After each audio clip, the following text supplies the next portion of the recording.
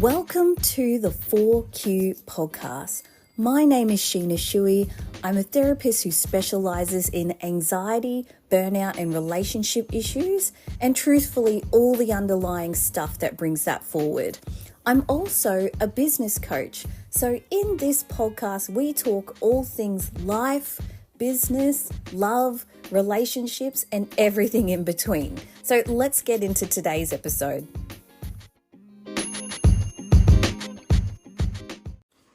This one question is going to change the way you look at your life, your problems, your opportunities, the way that you show up.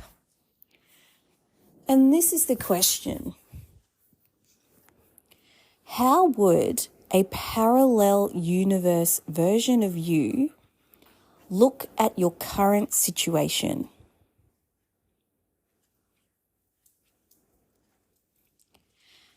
Just really pause for a second, because whatever version showed up is the thing that's presenting at the moment. So I know for some of my clients, their parallel version of themselves is going to be the version that has the money.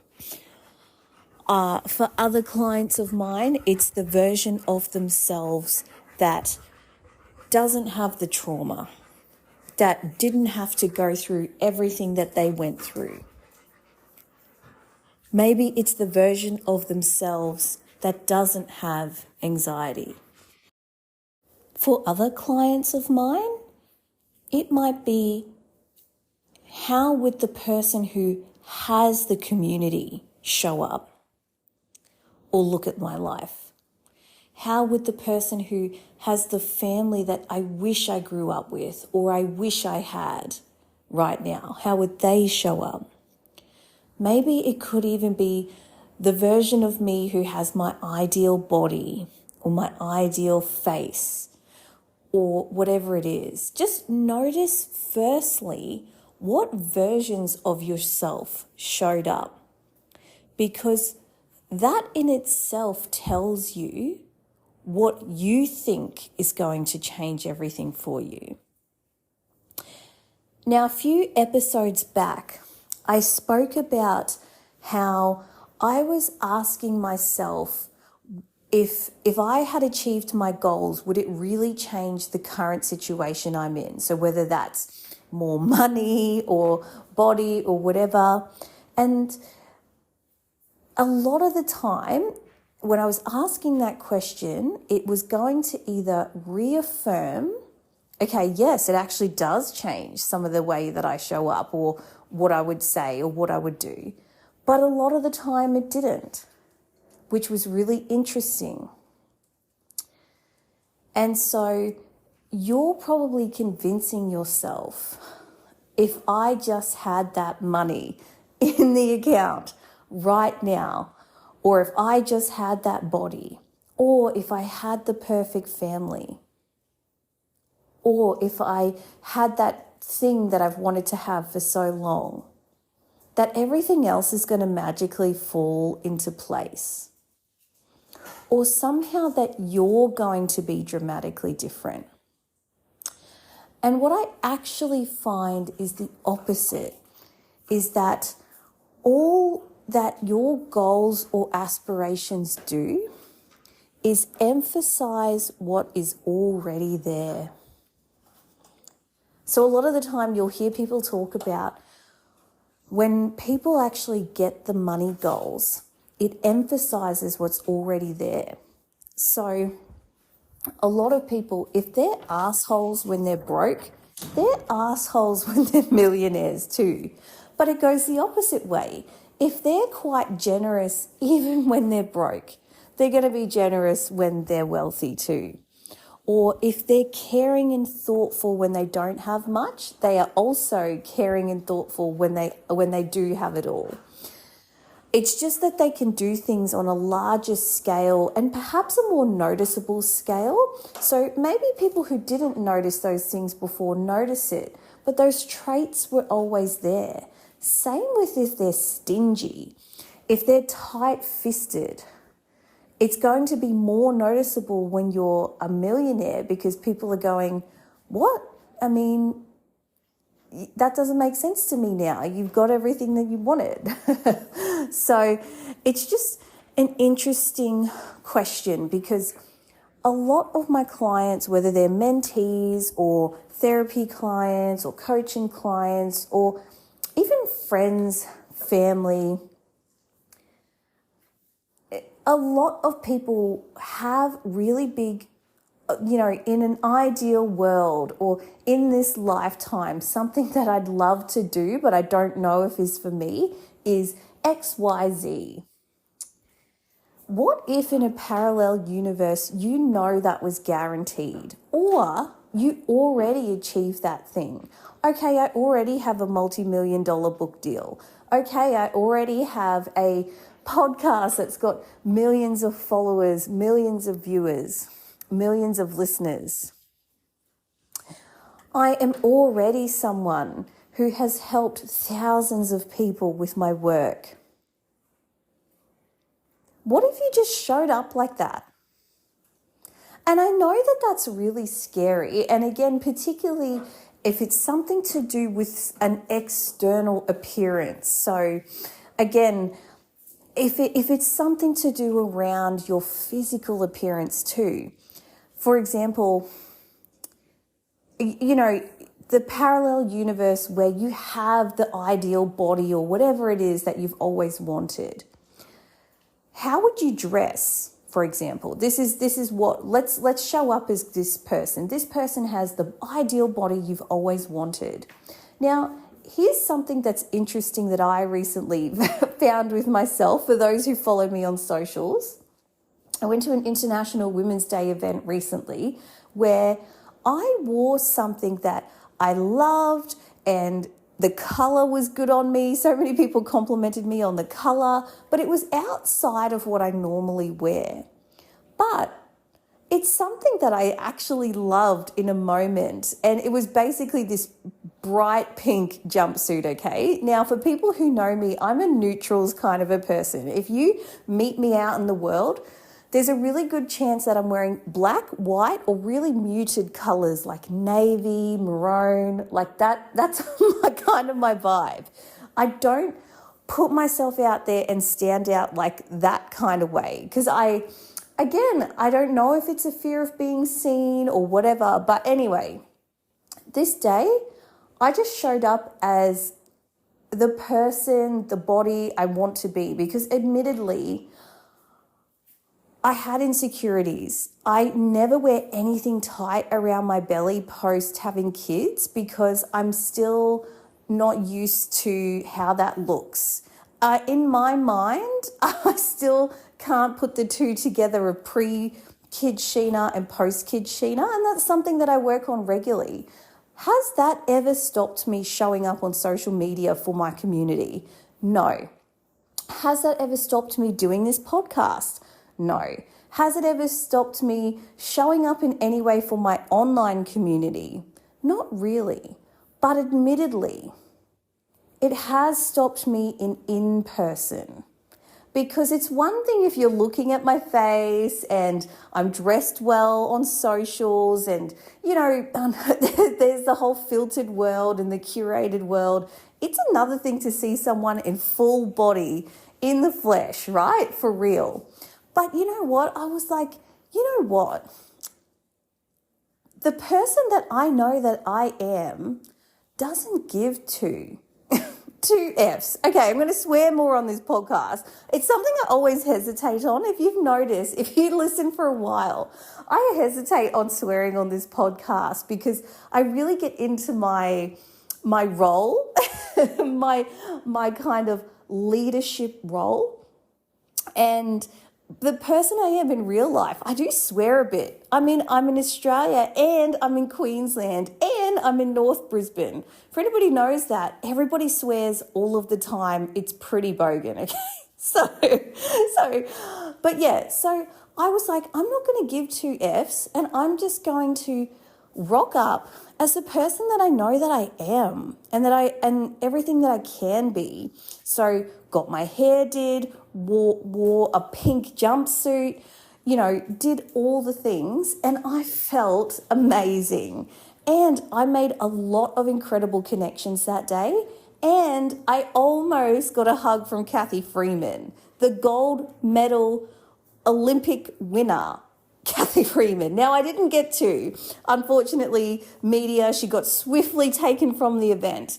However, I almost got there because I wasn't afraid to be seen. I wasn't afraid to stand out.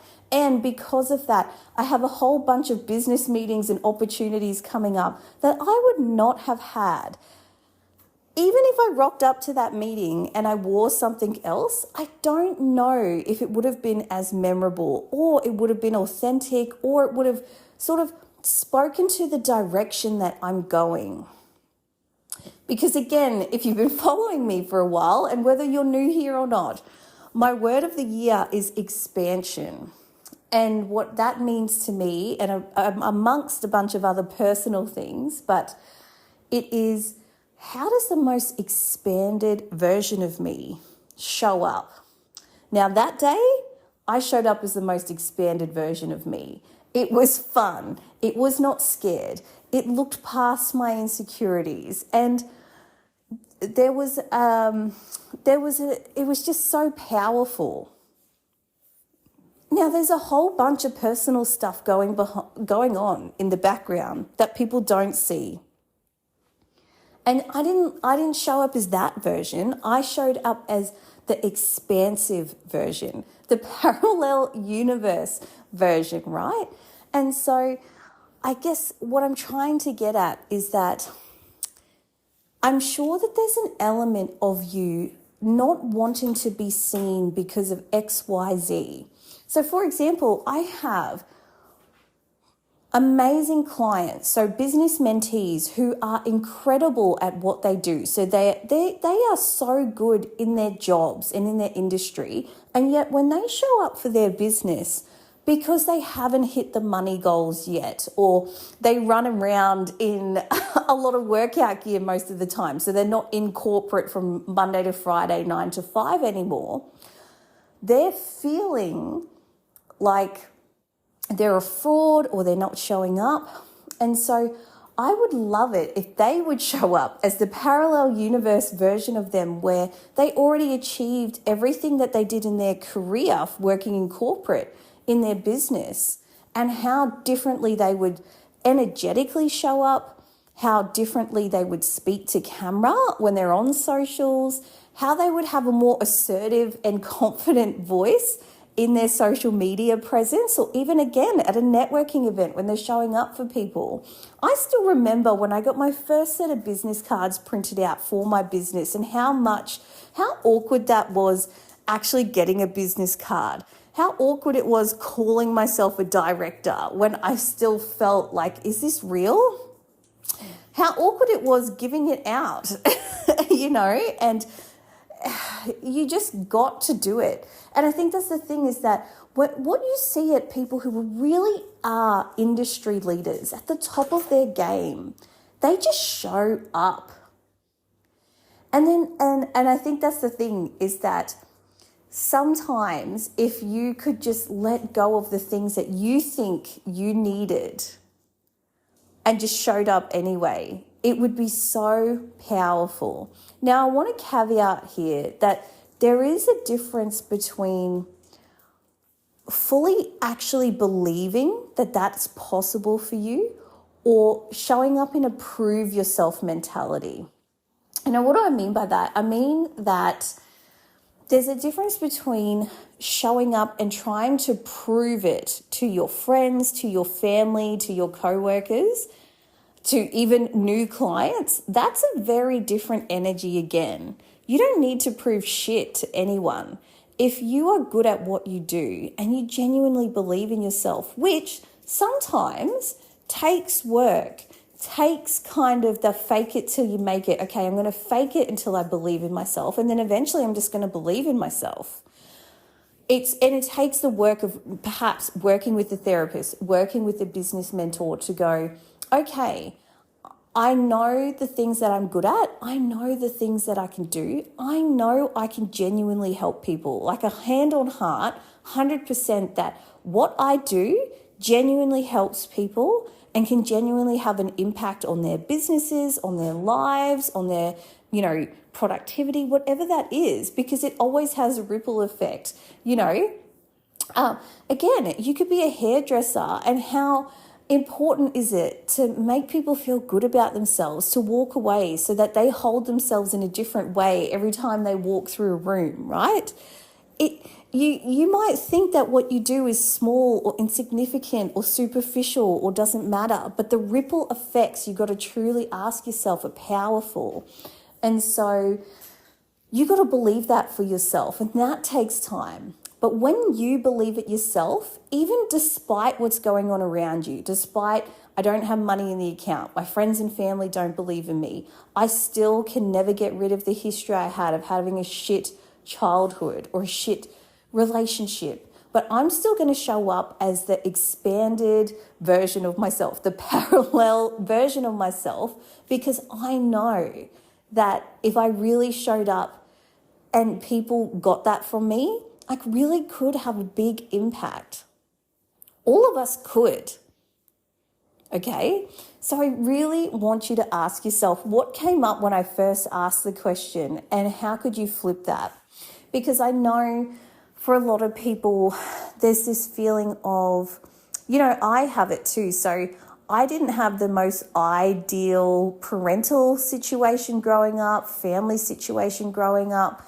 And so sometimes when I'm unpacking that with my own therapist, I get into this, and it's usually only in the moment. It will pass. I don't live there forever, but I think it's important for me to acknowledge it and process it, is that, sometimes I do look at my achievements and what I've done for my business, for my kids, for other people's businesses, like the testimonials you guys leave me sometimes. I'm like, wow, if this is what I can achieve with a shit childhood, what could I have been if I actually had people who backed me or took interest in me or were different?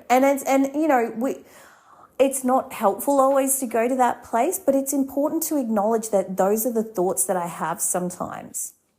And so again, if that was the most present thing for me, let's say, is like I'm in a space where I kind of am wondering, who could I have been if I didn't have this trauma happen to me? Or I had a better family, or I had a family who was wealthier or better connected, because again, sometimes it can feel like, okay, I wasn't born with certain privileges. Who could I have been with those privileges? It can be easy to feel really sad and stuck about that, and it's important to acknowledge that. I don't think we should just bypass that at all. But it's also going, how could I just show up as someone who actually did? Who actually did have what would the version of me who had a good childhood show up like? What would the version of me who came from all these different privileges show up like? Whatever that looks like for you as well. It's just a fun idea, interesting choice of words, Sheena.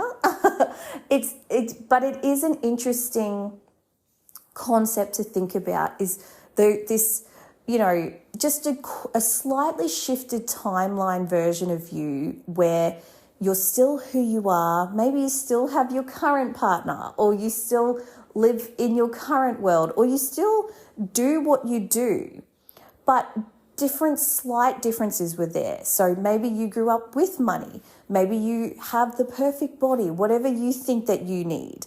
Maybe you have the perfect family, the wealth, whatever it is. Just really ask yourself, how do you hold yourself different? Play out a scenario. So again, another example is you're invited to a speaking event and you've got to speak for 10,000 people. Does the current version of you accept that offer? Or does the parallel version of you, parallel universe version of you accept that offer? And how does she show up? And why do you think she shows up that way? Does she just not question herself? Has she had more experience? What is it? What are the things that are showing up or whatever? And even again, similarly to the questions I was asking about, would money really change the situation? Would ideal body really change the situation? There are going to be parts of it that, aren't confirming, and there's going to be parts of it that are confirming. But regardless, if you play out a scenario where you're envisioning that person, you're envisioning how they approach your current problems. I don't know what your current problems are, but if it's around relationships or money or friendships, how does that version of you handle those situations? And conversely, how does that expanded version of you handle opportunities that might be an arm's reach away that you've not jumped at yet? Maybe you've got a friend in publishing who you know that if you asked, they could probably help you, but you've never asked. Would the expanded version of you hesitate? Maybe someone's approached you to come on their podcast or talk about something, or maybe at your workplace or whatever, there's an opportunity to do something that you've gone, oh, that's too big for me, that's too scary for me. Would that other version of you hesitate or not show up for that? And so if you're going, oh my gosh, yeah, of course they would jump at it. I know that they would show up because they don't have the anxiety that I have. Maybe they don't overthink like I overthink. Maybe they don't second guess themselves. Maybe they dress better. Maybe they hold themselves better. Yeah, similarly to me, maybe they show up to work in a pink jumpsuit rather than blending in with everyone with the plain old neutrals. Because that is what gets you attention. And again, it's polarizing. It's either people are going to love you or going to hate you.